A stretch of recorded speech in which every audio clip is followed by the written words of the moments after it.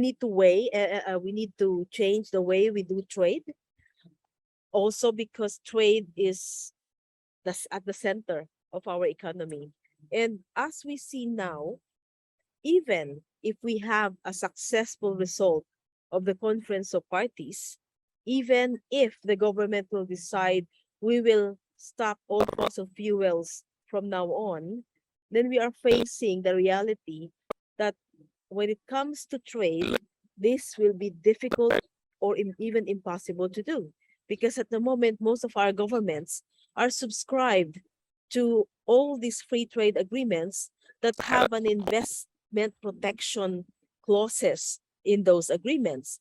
In Europe and also many countries are part of the Energy Charter Treaty, for example. So the Energy Charter Treaty has what we call as the corporate codes, that if a country, say the UK, will say that we will stop mining, we will stop drilling oil in the North Sea, it will not be that easy to do, because the companies that are invested in those oil companies and all those extraction can simply sue the government of the UK, because they have that power to do so, because the UK is a member of the Energy Charter Treaty. At the moment, many countries are already leaving the Energy Charter Treaty. Germany is the recent addition to those who left the charter. Spain, Poland, also France, but we guess they're also coming back in some form, have left the charter.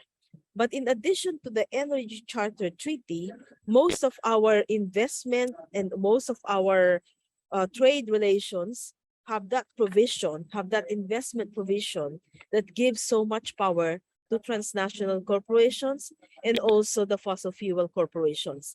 As we have mentioned in the first session, that in the COP, you have more than 620 fossil fuel companies that manage to register as observers, and some of them, like the CEO of BP, even managed to come as a party, as an official negotiator of the government of Mauritania. The funny thing as well, or not really funny, is that fossil fuel corporations, those oil companies, we have a research in Global Justice now that if we just consider the 5 top companies, so this is BP, Shell, ExxonMobil, Chevron, and Total, these are the top 5 oil companies. Just them together already emitted something like 11% of the emissions. So that is more emissions than 150 developing or countries that are emitting less. So 5 companies is already equivalent to 150 countries.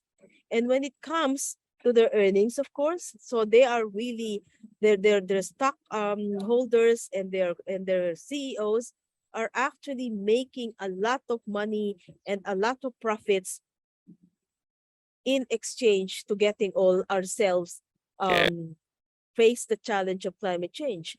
This year alone, these 5 companies also earned altogether $170 billion just this year alone.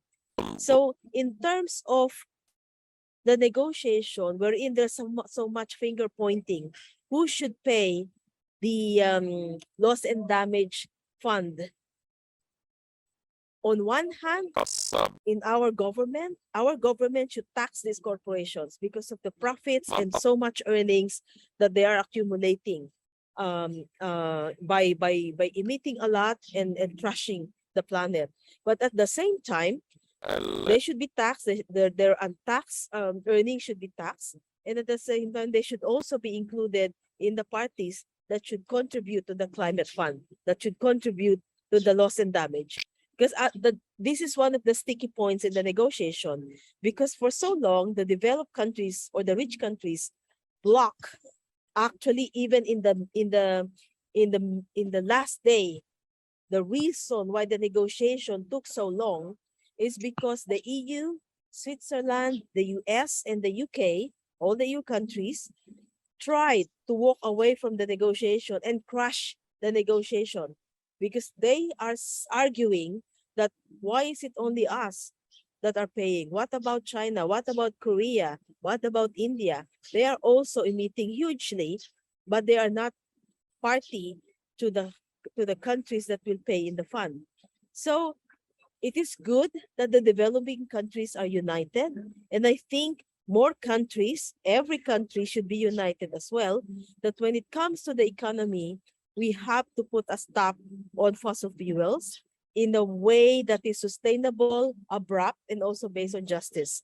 Because as long as we are addicted to oil and addicted to fossil fuels, we won't be able to have an energy transition from oil to renewable energies.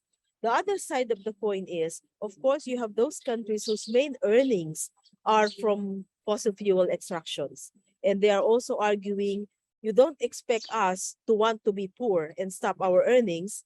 Who will pay us? What will be our compensation? If, for example, Venezuela or Qatar or Saudi will suddenly stop emitting oil, they will complain, how do we run our economy? And that means we do need to discuss the sticky issue of fast, at the same time equitable, and just transition. So just transition, although the term comes from the labor movements, it is not just about creating new jobs for workers or retraining them or reskilling them. Because when it comes to the country's interest, the question of who will first stop extracting oil, who will do or who should do a quick transition to renewable energy, at this point, countries are waiting. It's a wait game. And that should not be the case. If there's a mechanism, a planned mechanism, because also there with these conflicts, the question of how will your transition happen? Will it be a transition in a managed well way, or will it be a transition in a chaotic way? And at the same time, this needs technology. At this point in time, who has the power to have that transition?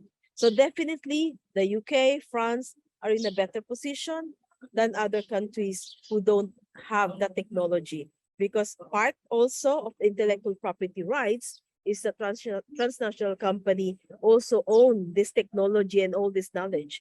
We have seen in the pandemic when companies refuse to give up the patents despite the fact that people are dying. So now compare this with what mechanism, what kind of agreement will emerge wherein technology transfer for this transition will also be made available by transnational corporations. So these are sticky issues, and we need more discussions on this, and also it should be discussed not just in the COP, but also in various multilateral bodies and formations where the transition should be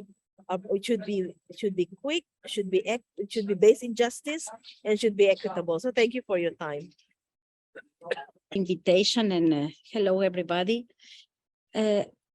Regarding the subject of this conference, which is changing global economy rules in order to think about climate justice, I think that it's important to remind us what are the rules that we are talking about and which are the rules that we want to fight for in order to achieve climate change.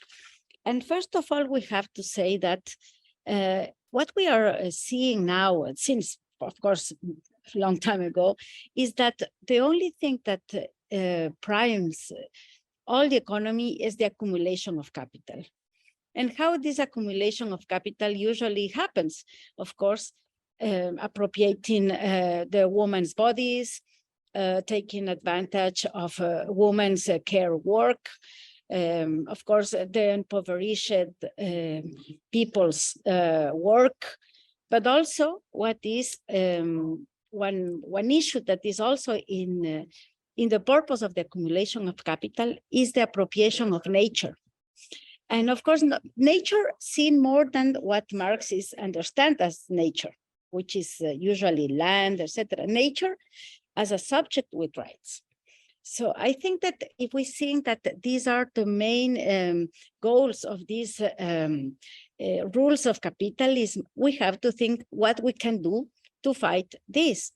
And first of all, for example, from the point of view of feminists, and regarding the appropriation of women's bodies and work, it's not a question to ask only for equity or to ask to have a salary in the case of the women that do care work at home.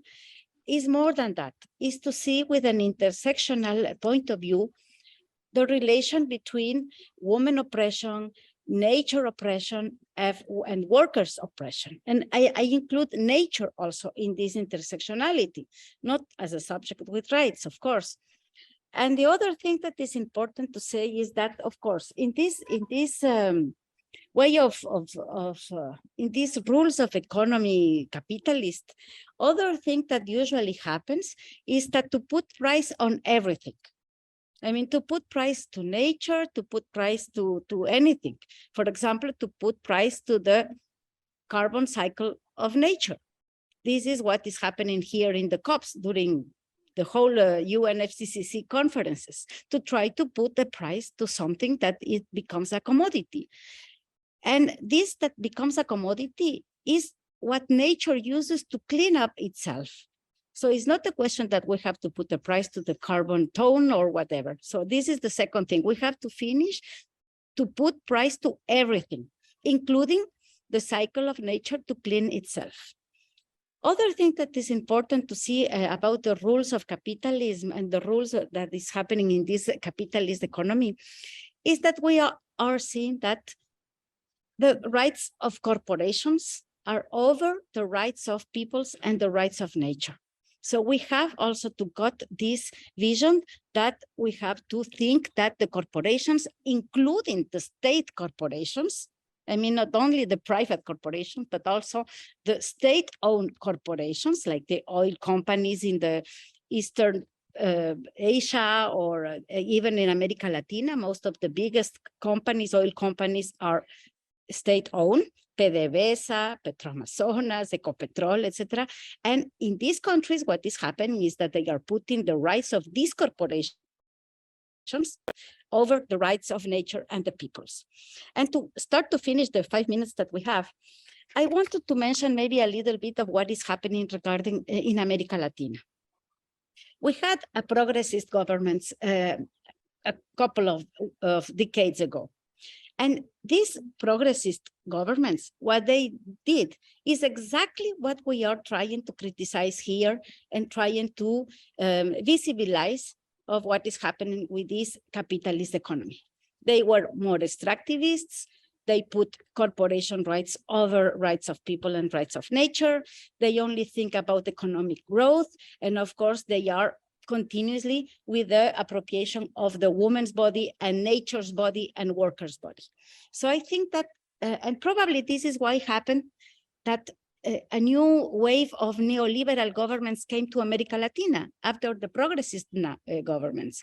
Of course, not now we are starting a new progressist wave, but I am sure, completely convinced that they will continue with this capitalist accumulation with all of these rules that we mentioned before. For example, what happened with Lula and his declaration during the COP.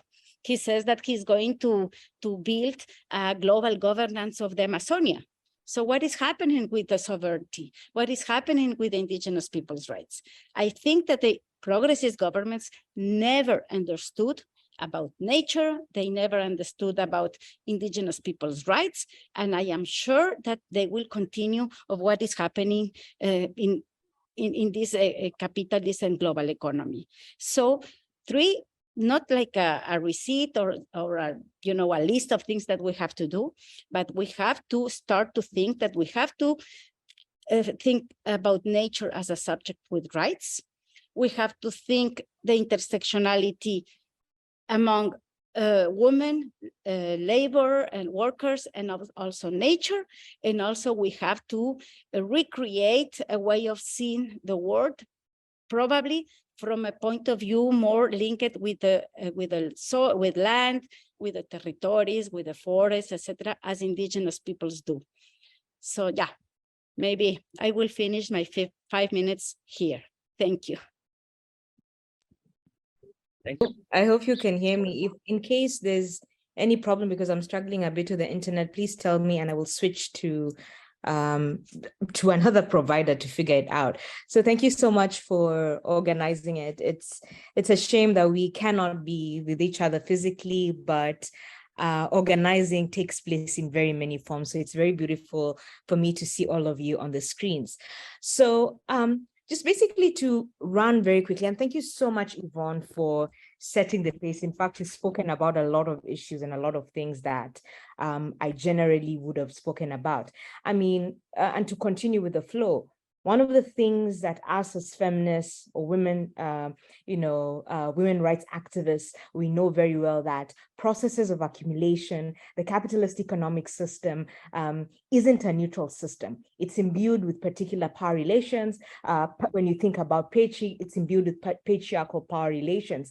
And especially for those of us in the global South, living the afterlives of colonialism, living through 40, 50 years of neoliberal globalization, it has been very, very clear how these processes of accumulation and dispossession have a disproportionate impact on women and children, and especially poor and working class women in urban areas as surplus labor, and also women in rural areas, right? I mean, on the continent of Africa, for countries south of the Sahara, to just get very, very clear into it. Women are the largest food producers. 70% of the food that is produced on this part of the continent is produced by African women. African women are, especially in rural areas, are the poorest. They form the poorest bloc across the continent. Yet it is their labor, their reproductive,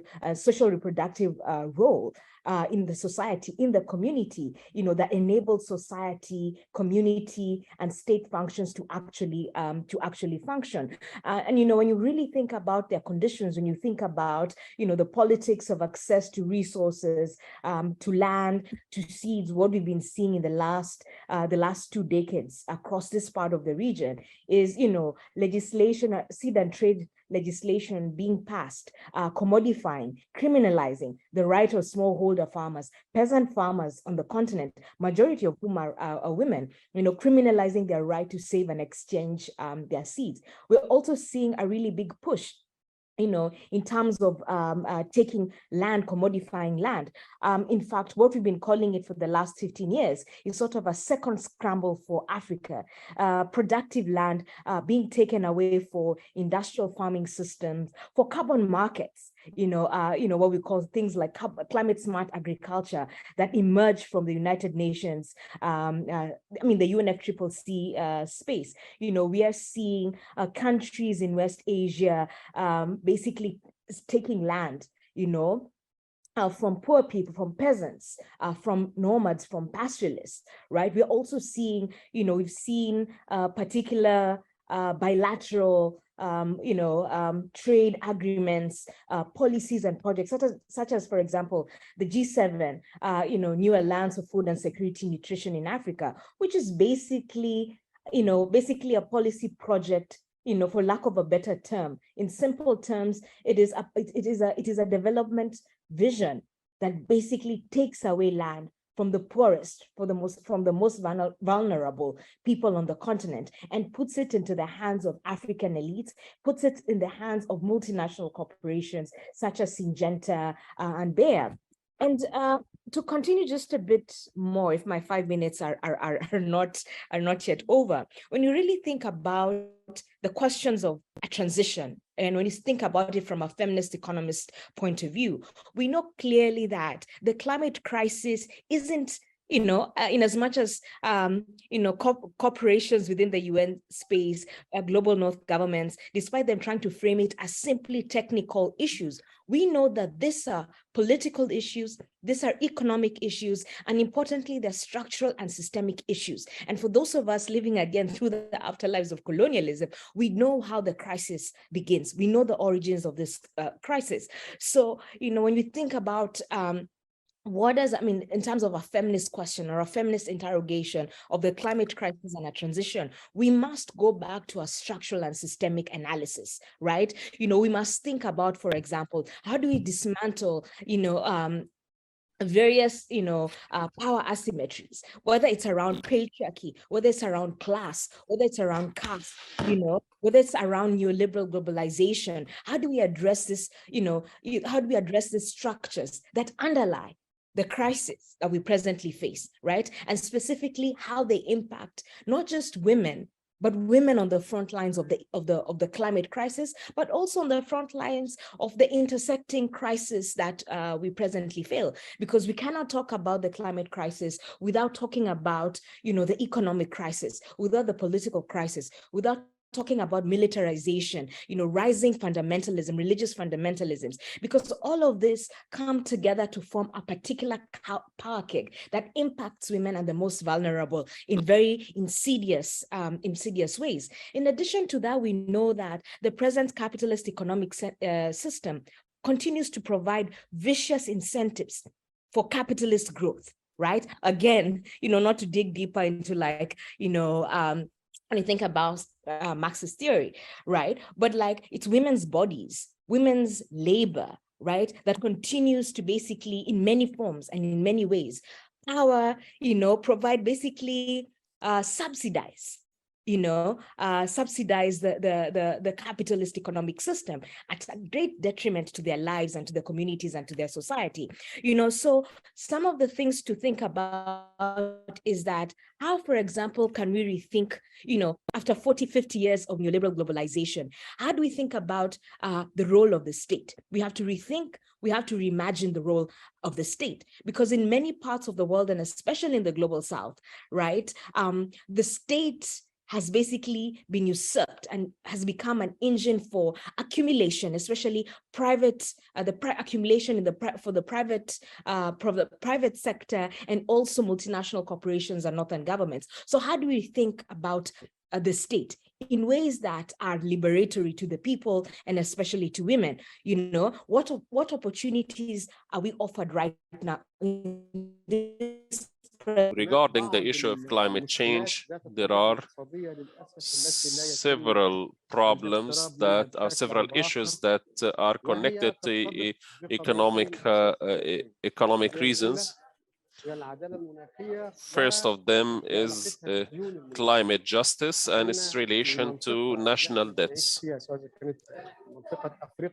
Because we are living in Africa and in southern countries in general, they all faced problems resulting from the Industrial Revolution as early as the 19th century. And we are facing the repercussions of the Industrial Revolution. And it affects our countries fundamentally. And when we talk about climate justice,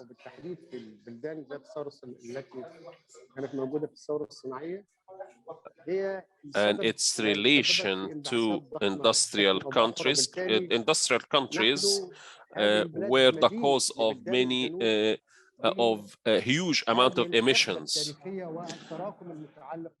Historically, these are all accumulations of industrial emissions that started during the Industrial Revolution. Hence, if we are to talk about climate justice, we need to take this into consideration.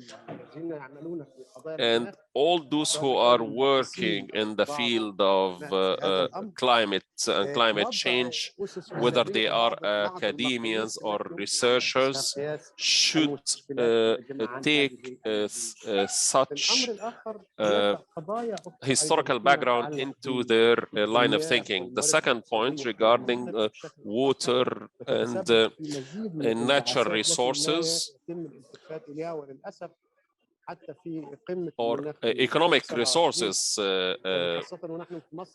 which are the source of many emissions.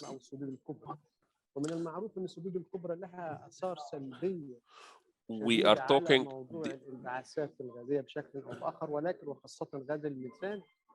we're talking about the methane emissions. However, nobody talks about من فضلك قول لعبد المولى يتكلم بالراحه شويه عشان تركن. Please tell Abdul Mawla to talk slowly. For the translation.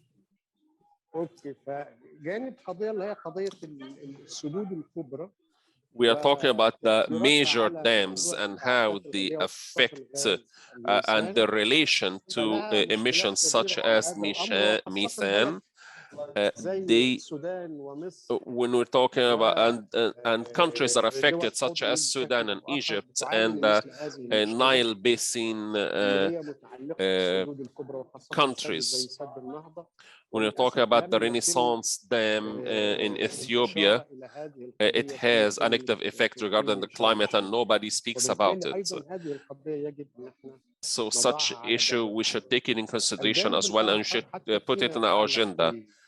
There is another point regarding the strategy of adaptation and mitigation, which are usually referred to when we talk about how to deal with the planet.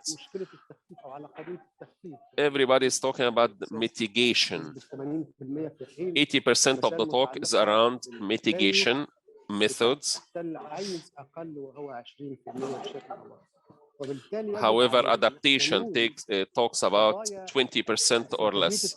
So we need to talk about adaptation as a pillar of any action towards climate change.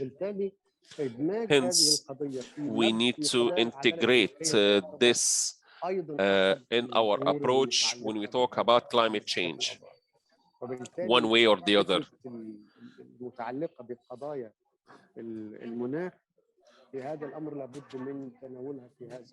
So we need to take into consideration the adaptation aspect when you talk about climate change.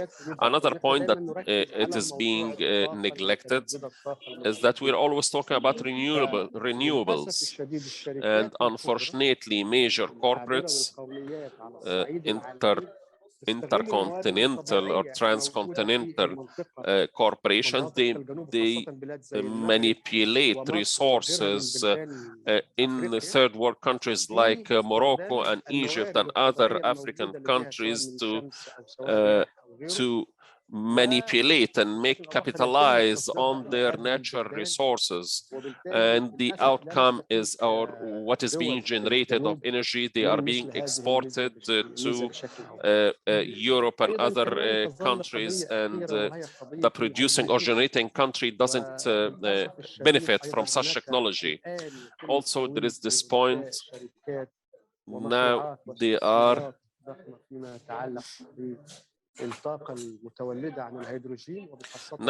talking about green hydrogen. They're talking about green hydrogen, and in countries like Egypt, regardless of the negative and destructive consequences of heading to such technology, أتحدث عن آفاق العدالة المناخية. talking about climate change and the future of climate change in light of the differences between views between developed countries and developing countries. When we talk about climate justice, we're talking about an emerging term that tries to explain the difference of views between the North and the South regarding climate change, especially that climate justice is a term. It's about the global warming from a political point of view, in contrast to conventional point of views who sees this as only a matter of cost.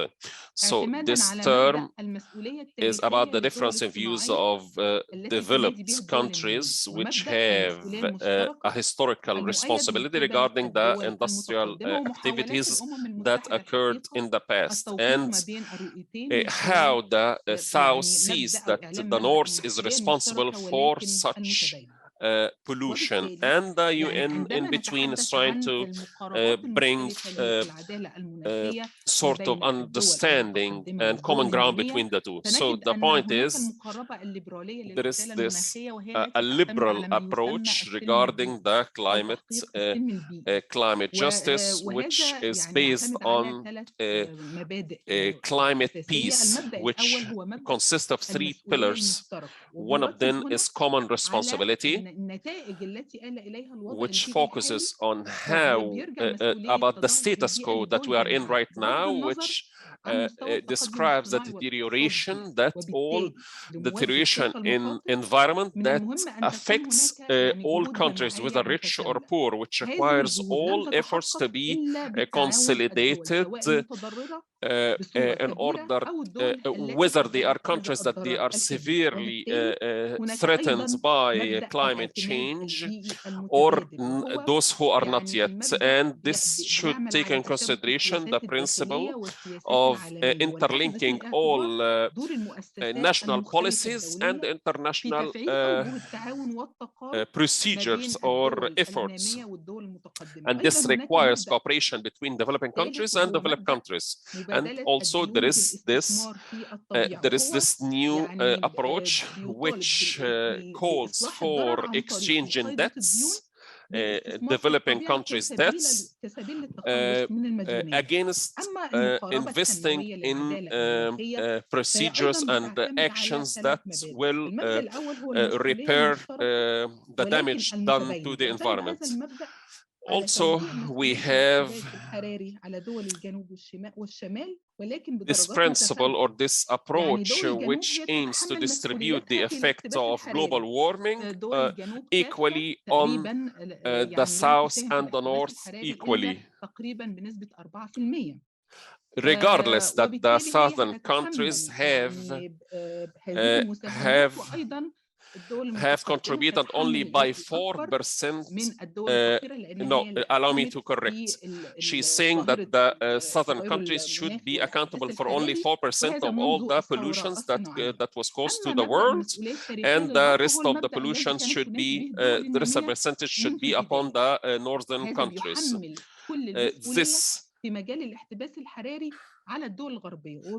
This leaves all the burden to the Western countries and asserts that such developed countries should bear the responsibility for the wrongdoings they have done, and they should be responsible for funding all the sustainable development approaches to protect the environment in the developing countries.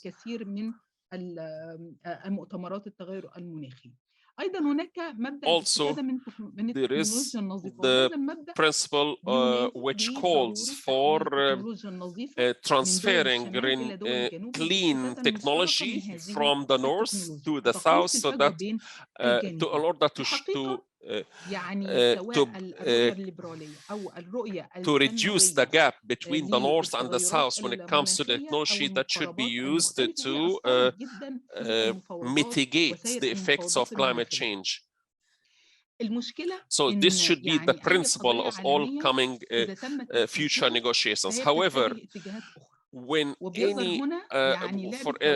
however, such principles and approaches sometimes take a political turn. Usually because there are the strong countries versus weak countries, or developed countries versus developing countries. However, and at the very end, there is no winner or loser, because this problem that we are facing will affect all countries alike. So this should be seen.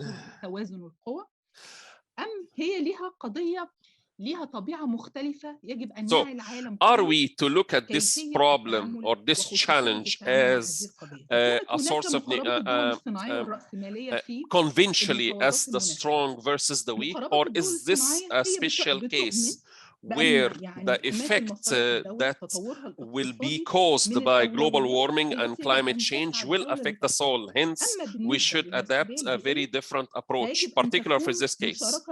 So I think that this problem requires the participation of all stakeholders, all countries involved, because regardless of who caused the climate change in the first place, because this will affect us all, and regardless of all the historical background, the question here is how to face this problem at hand, and not who is responsible historically for this problem in the first place.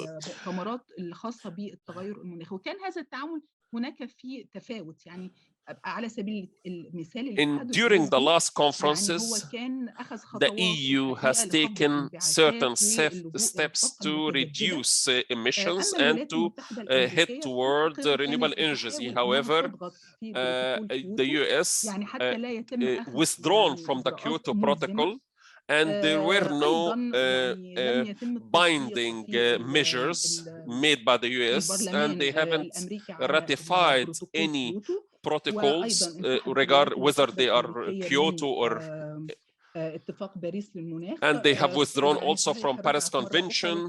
كان وقت الانسحاب كان يعني بحجة أن on the context on the pretext الربط بين إجراءات التخفيف والتكيف ونقل التكنولوجيا on the pretext that there has to be a link between mitigation measures and technology transfers. Donald Trump at that time said we should exit this protocol and this serves the interest of the United States. However, the developing countries tend to adapt a certain approach which basically rejects all the monitoring of its startup economies, and always insisted that developed countries should rise to their responsibilities and should provide funding to carry out mitigating efforts, which is the main problem that we always come across. The problem is funding. Whenever we hear a discussion occurring between the North and the South, or between developed countries and the developing countries, we always hear that the developed countries always think that developing countries are blackmailing them and they are trying to squeeze them, if I may say, when it comes to financing. However, the developing countries insist that we need the funding so that we are able to mitigate and adapt to the consequences and the effects of climate change, which, but in any case, this thank you. Then at first, I would like to salute you for this wonderful gathering. We at Morocco, and I am a member,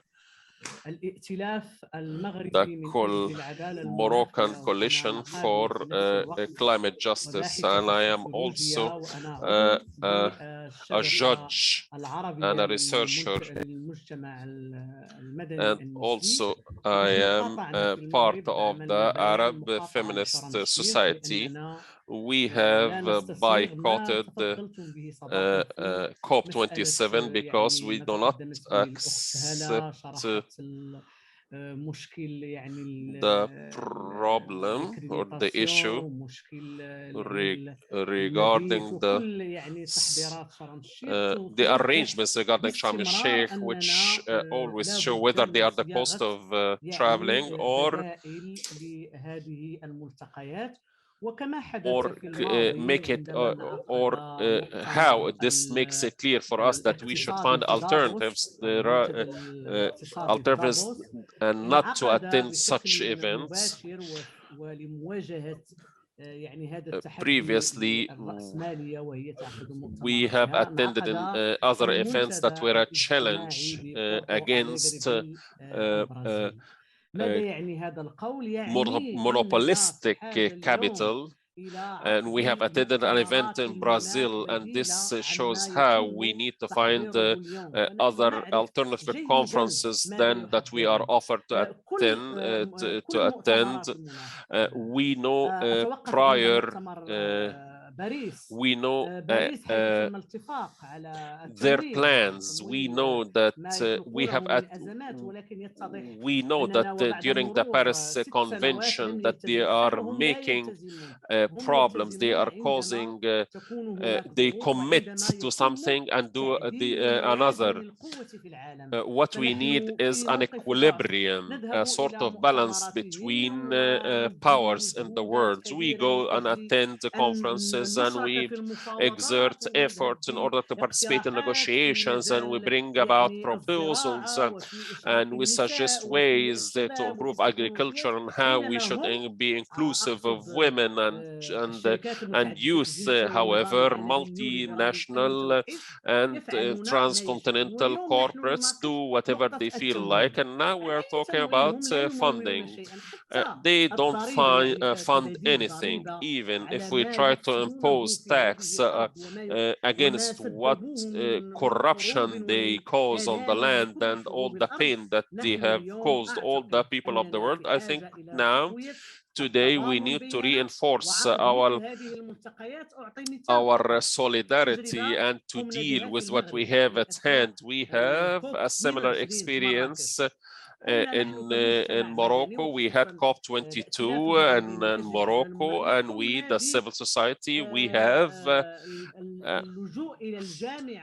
resorted to the university, and we have held a parallel conference, and we have called upon all the activists and those who are anti-globalism, and we have discussed what's going on and how we should confront it through our platform, because the workers do not benefit at all. On the contrary, the transition they are talking about and the application of new technologies will cause the displacement of many people and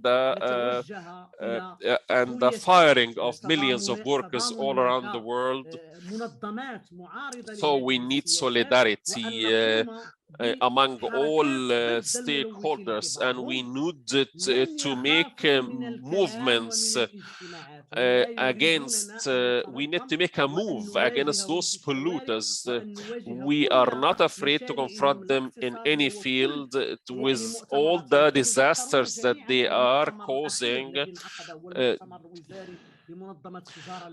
There was this ministerial conference for the trade ministers.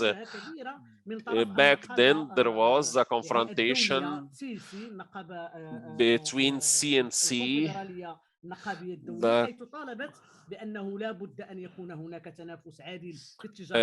we have called upon fair competition, and there should be a just transition that should take in consideration the rights of the workers and should be based on respect and human rights, and also the respect for the indigenous people, and to respect women, because women are one of the most vulnerable categories.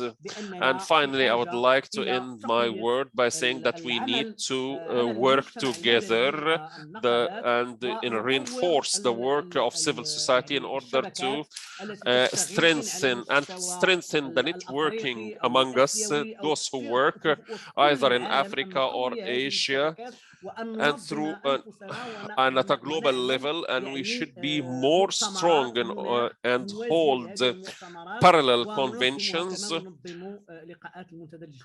and to hold online. In this gathering some questions, some ideas came to my mind. The first of all is that maybe I'm wrong, but I just don't like to make this division between North and South because it's too generalistic. We're going to go to a concrete point, such an economic solution for the climate change, in terms that I fully agree with what Yvonne said previously when she said that the problem is how to understand the rules of the economic system and in order to change it. And that means to understand how capitalism works. And capitalism is much more complicated than North and South, in my view, in order to change precisely these rules in the benefit of the impoverished countries and not in the benefit of this government who are defending the core of the capitalism, which are in the North, but not only of the world. So my question is that Dorothy posed in the table. See, if the main issue now in the COP27 was the question of the repayment, I mean, the idea of how can we, use taxes for mitigations, which I don't like the word, but anyway, to reverse climate change. If you think of some of you who has been in the COP27, that there is some chance to really think in the possibility of some kind of international body who is not the international funds, monetary funds, or not another one, to create this kind of taxation. Because from my perspective, if the taxation system is based on the national level, at least in Europe, it's not going to work for the proposals we want. It's going to work on the proposals you denounced it. No? We see that in Europe, where we received some recovery funds or in the previous economic crisis in 2008, we discovered that the money exists. There are money. That's not the problem. When we got the crisis of 2008, suddenly, out of the blue, the banks were rescued by the public money in months with huge amounts of money who never came back to the people who pay taxes at all. So money exists. The question is how to distribute it, who is the organism in order to be sure that that money goes to where it has to be and on the conditions, and if there are debate of conditions or not, based on human rights, women's rights, indigenous rights, the community participation in the money, on the decision taking in every country, impoverished country, to make the right solution. Because if not, what we could see is, as we saw in Europe, with a huge amount of money for the recovery funds, for instance, on the post-COVID crisis, is that all this money goes to huge private companies, multinational companies, who are most of them US, even some of them Chinese, few of them European, in order to make and take the decisions in a place where nobody has the right to vote or elect, which is the big multinational companies, who are owned, by the way, by the particular funds. I mean, there is the financial system is very complicated. So I think my question for you is, this open the path to go into this direction, questioning the financial system, trying to create a people's fund in order to put conditions from the South, let's say, or from the impoverished countries in order to do that. So how can we work in this line for the next COP27? That's my question. دقيقتان سوف أستخدمهم 2 minutes that I will use to make an approach. He's breaking up in meaning. I would like to show some of the terminologies, to explain some of the terminologies.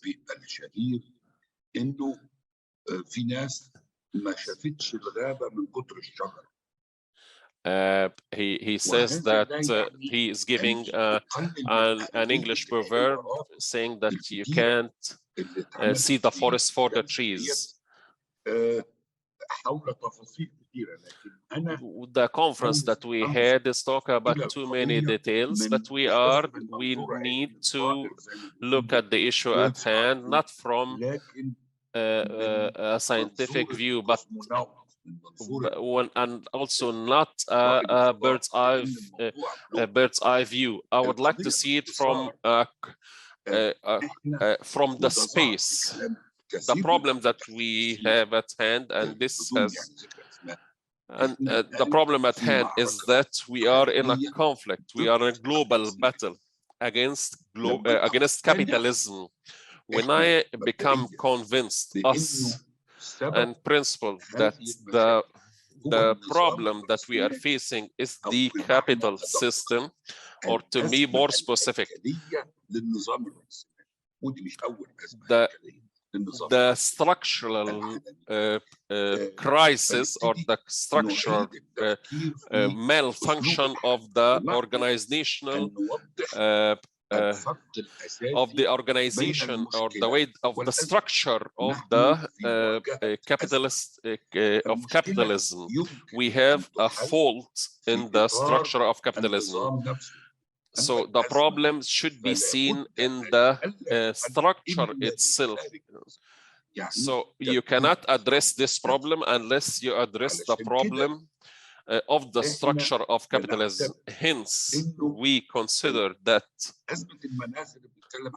the climate crisis that we are seeing or witnessing now, it must be seen as a way, as a driver to divorce from capitalism, so that we do not have any delusions.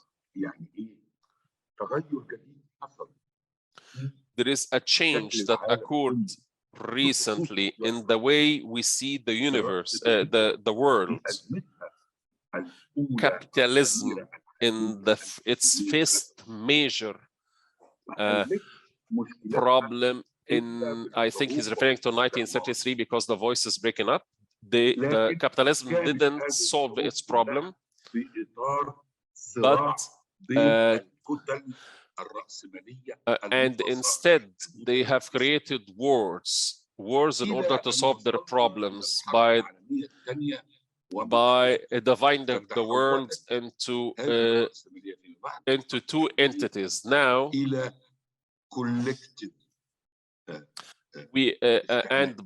when we reach the after the World War II, they have turned to colonialism. This is the war that we are facing right now. Until World War II and beyond,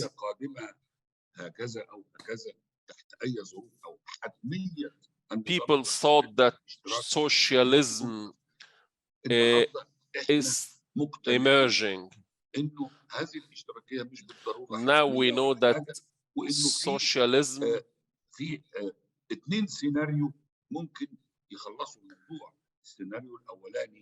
we are talking about two scenarios here. One of them is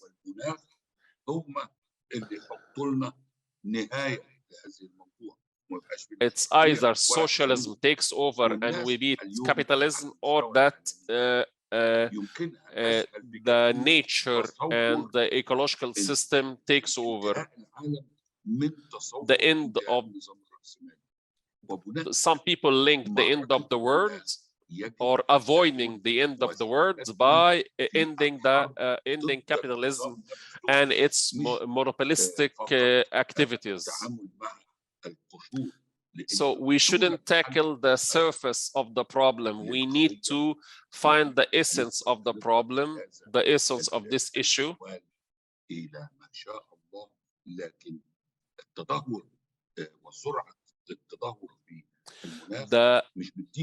The degree to be able to listen to you, though I am traveling, but I would like to one more thing. This system which puts the funds available, he also